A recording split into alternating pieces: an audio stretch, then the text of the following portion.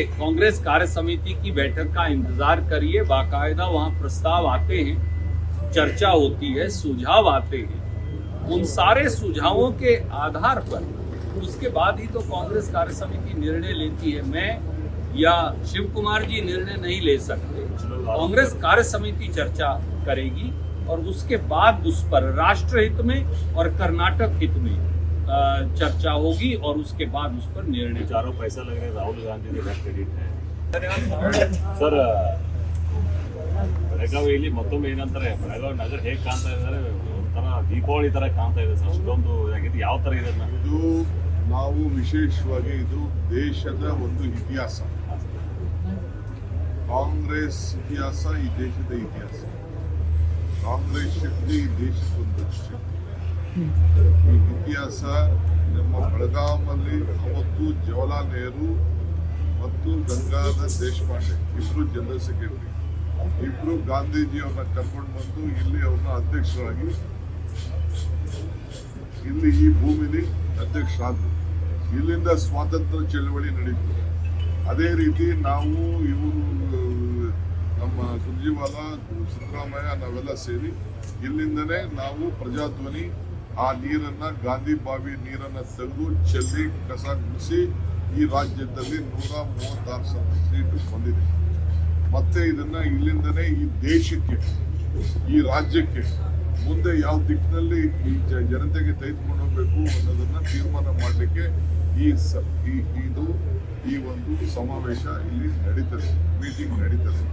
So ಆ ಕೆಲಸ ನಾವು ಮಾಡ್ತೀವಿ. ಮಿಕ್ಕಿದ ವಿಚಾರ ಎಲ್ಲ ನಾವು ನಿಮ್ಗೆ ತಿಳಿಸ್ತೀವಿ.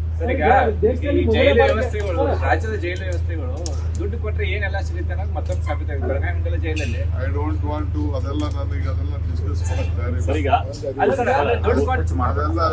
ಬೇಲೆ ಹಾಕೋರು ಯಾರು ಅಂತ ಸರ್? ಸರ್ಕಾರ ನೀವು ಡಿಸಿಎಂ ಅದೆಲ್ಲ ಒಂದು ಕೆಲಸ ಮಾಡೋ ಹೋಮ್ ಮಿನಿಸ್ಟರ್ ಅಂತ ಮಾತಾಡಿ ಬರ್ತಾರೆ. ಸರ್ ಈಗ 100 ವರ್ಷಗಳ ನಂತರ ಮತ್ತೊಮ್ಮೆ ಈಗ ಕಾಂಗ್ರೆಸ್ ಯಾರ ಸ್ಟಾರ್ಟ್ ಆಗಿದೆ. 100 ವರ್ಷಗಳ ನಂತರ ಮತ್ತೊಮ್ಮೆ ಕಾಂಗ್ರೆಸ್ ಯಾರ ಸ್ಟಾರ್ಟ್ ಆಗಿರುವಂಥದ್ದು ಯಾವ ತರ ತಾವು ಅಧ್ಯಕ್ಷರಾಗಿ ಹೊಸ ದಿಕ್ಕಿಗೆ ಈ ದೇಶನ ಈ ಕಾಲಕ್ಕೆ ಏನ್ ಬೇಕೋ ಆ ಕಾಲ.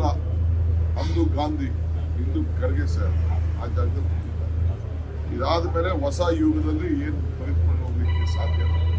ಅದನ್ನೆಲ್ಲ ಕೂಡ ಕಾಂಗ್ರೆಸ್ ವರ್ಕಿಂಗ್ ಕಮಿಟಿ ದೇಶದ ಎಲ್ಲ ನಾಯಕರಿಗೆ ಇವತ್ತು ಚರ್ಚೆ ಮಾಡಿ ಈ ದೇಶಕ್ಕೆ ಯಾವ ದಿಕ್ಕಿನಲ್ಲಿ ನಮಗೊಂದು ಹೊಸ ಅಧ್ಯಾಯ ಪ್ರಾರಂಭ ಮಾಡಲಿಕ್ಕೆ ಮಾರ್ಗದರ್ಶನ.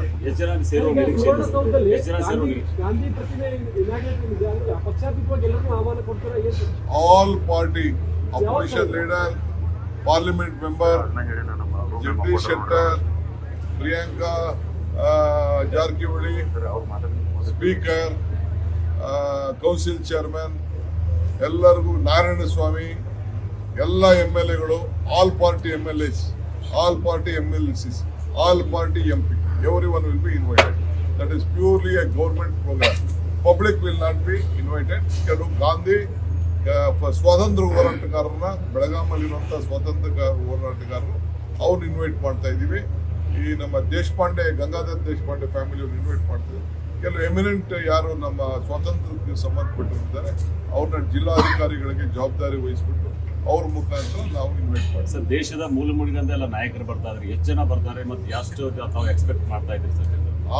ಆ ನಾಯಕರು ಬರೀ 600-500 ದೇಶದಿಂದ ಬರುವಂತ leaders, PCC president, ACC general secretary, working committee members, opposition leaders ಅಂದ್ರೆ CLP ಲೀಡರ್ಸ್, MP 140 MP ಇದ್ದಾರೆ. 140 MPs ಇಲ್ಲಿ ಬರ್ತಾ ಇದ್ದಾರೆ. ಅವರೆಲ್ಲ ಇಲ್ಲಿಗೆ ಬರ್ತಾ ಇದ್ದಾರೆ. ಮೀಟಿಂಗ್ ಅವರಿಲ್ಲ. ಮೀಟಿಂಗ್ ಬರೀ ವರ್ಕಿಂಗ್ ಕಮಿಟಿ ಮೆಂಬರ್ಸ್ ಮಾತ್ರ, ಎಕ್ಸ್ಟೆಂಡೆಡ್ ವರ್ಕಿಂಗ್ ಕಮಿಟಿ ಮೆಂಬರ್ಸ್ ಮಾತ್ರ ಮೀಟಿಂಗ್ ಇರ್ತಾರೆ. 2ನೇ ದಿನ ಸಮಾವೇಶಕ್ಕೆ ಅವರೆಲ್ಲ ಇರ್ತಾರೆ.